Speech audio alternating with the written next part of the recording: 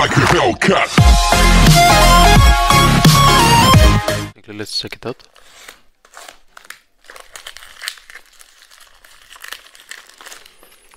What do we have here? BW BH2 150 150 milliampere. The 3 feet 20 hours. Let's check it out.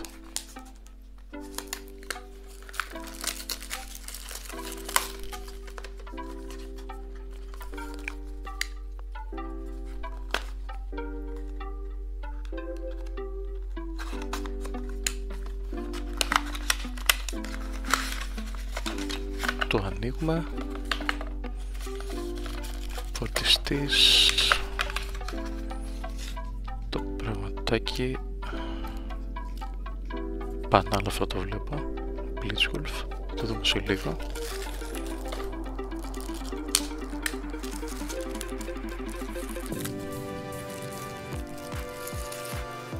Βρέθηκαν και δύο αυτά και όχι εντάξει.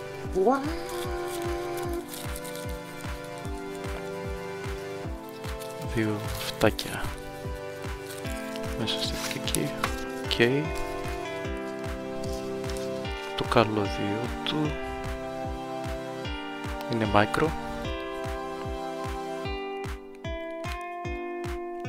Ανοίγει εδώ και μπαίνει, κουμπώνει, κομπλέ. Αυτό. Έχουμε ένα manual οδηγιών. Instructions. Θα κάνω λίγο zoom για να δείτε.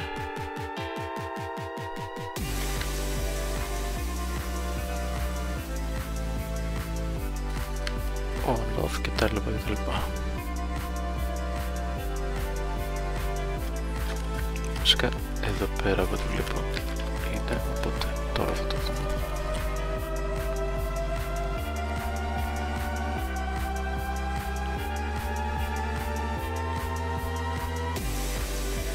Power on off, refuse to call lock press. Από εδώ ανοίγει δηλαδή. Το κουμπάκι είναι αρκετά κλικί. Okay. Να πατήσεις play και λοιπά είναι πάλι αυτό το κουμπί. Να απορρίψεις κλίση είναι πάλι αυτό το κουμπί. Να σηκώσεις κλίση, να το αφήσεις κλπ. Το volume on και down είναι αυτά τα κουμπάκια πάνω. Είναι και αυτά κλικί.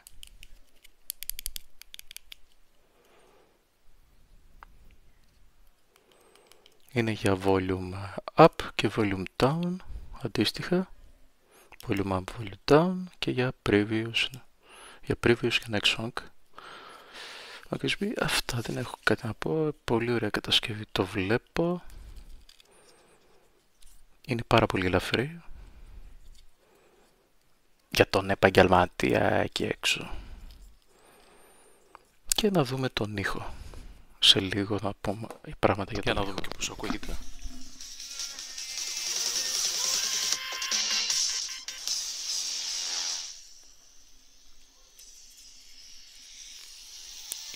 Volume maximum. Volume maximum.